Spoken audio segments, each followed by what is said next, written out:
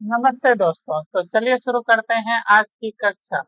आज की कक्षा जो है वो कक्षा 10 के छात्रों के लिए है, यानी कि क्लास 10th के जो हिंदी के छात्र हैं उनके लिए। तो आपको आज हम लोग पढ़ेंगे हिंदी व्याकरण में निबंध लेखन। तो आपको क्या करना है, ये निबंध अपने हिंदी फेयर कॉपी में लिखनी है और इसे याद करनी है। ठीक है। आगामी बोर्ड परीक्षा के लिए ये अति महत्वपूर्ण निबंध है। तो निबंध लेखन में जो आज हम लोग निबंध देखेंगे वो है स्त्री शिक्षा। आज जो हम लोग का निबंध का टॉपिक है वो क्या है, स्त्री शिक्षा। तो आपको ये वीडियो अपने दोस्तों के साथ जरूर शेयर करना है। तो चलिए शुरू करते हैं आज का निबंध। विषय है स्त्री शिक्षा। तो एक पुरुष को शिक्षित करने से केवल एक व्यक्ति शिक्षित होता है, लेकिन एक स्त्री को शिक्षित करने से पूरा परिवार और समाज शिक्षित होता है।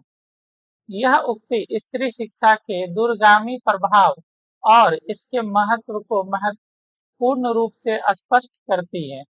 प्राचीन भारत में गार्गी, मैत्रेयी, अपाला जैसी विदुषी नारियों के उदाहरण मिलते हैं, किंतु मध्यकाल में कुप्रथाओं के कारण स्त्रियों को शिक्षा से वंचित कर दिया गया।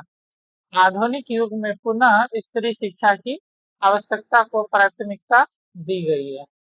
तो कहने का अर्थ है कि शुरू शुरू में भी जब समाज का मतलब इस संसार की शुरुआत का बात करें तो उस समय स्त्री शिक्षा काफी ज्यादा स्त्री शिक्षा थी, लेकिन वर्तमान काल में जो है स्त्री शिक्षा क्या हो गई है, मध्यकाल में पूरी तरह से पिछड़ गई थी। स्त्रियों को नीचा दिखाया जाता था, कम समझा आंका जाता था, लेकिन वर्तमान काल में फिर से स्त्री शिक्षा की ओर कदम बढ़ाए जा रहे हैं।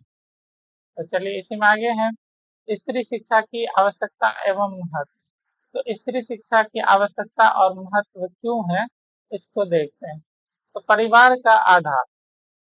तो एक शिक्षित महिला अपने बच्चे को सही संस्कार, पोषण और शिक्षा देती है। परिवार के स्वास्थ्य और खुशहाली में उसकी भूमिका सर्वोपरि होती है। आर्थिक निर्भरता। स्त्री शिक्षा को आत्मनिर्भर बनाती है। आज महिलाएं शिक्षक, डॉक्टर, इंजीनियर, पायलट से लेकर देश की सीमा पर सैनिक और पुलिस अधिकारी के रूप में अपनी सेवाएं दे रही है। सामाजिक कुरीतियों का अंत। बाल विवाह, दहेज प्रथा और लिंग भेदभाव जैसी सामाजिक बुराइयों को मिटाने में शिक्षित महिलाएं सबसे सशक्त है। यानी कि अगर शिक्षित महिलाएं होंगी तो समाज में जो कुरीतियां फैल रही हैं वो भी क्या होंगी, कम होंगी। चुनौतियां और समाधान। आज भी ग्रामीण और पिछड़े क्षेत्रों में गरीबी, सुरक्षा की चिंता और लैंगिक असमानता के कारण लड़कियों को उच्च शिक्षा नहीं मिल पाती है। और इस दिशा में सरकार ने बेटी बचाओ, बेटी पढ़ाओ, कस्तूरबा गांधी बालिका विद्यालय जैसी कई सराहनीय योजना चलाई हैं। हालांकि केवल सरकारी नीतियां पर्याप्त नहीं है, समाज को भी अपनी सोच में परिवर्तन लाना होगा। अगर समाज अपनी सोच में परिवर्तन नहीं लाता है, केवल सरकार करे, तो ऐसा नहीं हो पाएगा, स्त्री शिक्षा पूर्ण नहीं हो पाएगी। अगर घर के परिवार के सदस्य ही बच्चों को स्कूल नहीं भेजेंगे, अपनी कन्याओं को स्कूल नहीं भेजेंगे, तो फिर कहाँ से वो शिक्षित हो पाएंगी। इसलिए परिवार को भी बढ़ चढ़ कर हिस्सा लेना होगा।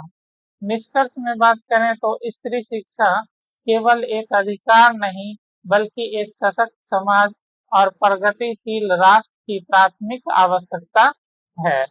जब देश की आधी आबादी शिक्षित और सशक्त होगी, तभी भारत वास्तविक अर्थों में प्रगति के शिखर पर पहुंच सकेगा। देश में जितनी महिलाएं हैं और जितने पुरुष हैं उतनी ही क्या महिलाएं भी हैं। तो केवल अगर हम लोग पुरुष को शिक्षित करते हैं तो इससे देश प्रगति पर नहीं हो जाएगा। देश प्रगति पर तभी जाएगी जब 100% शिक्षा होगी, यानी कि सभी को इस शिक्षा का अधिकार पा लेंगे, तभी देश क्या होगा, सच्चे अर्थों में प्रगति कर पाएगी। तो आज का वीडियो आपको कैसा लगा, निबंध कैसा लगा, कमेंट करके जरूर बताइएगा। इस वीडियो को अपने दोस्तों के साथ जरूर शेयर कीजिएगा। तो आज की कक्षा हम लोग यहीं पे समाप्त करते हैं। मिलते हैं अगली कक्षा में, तब तक के लिए सभी को जय हिंद।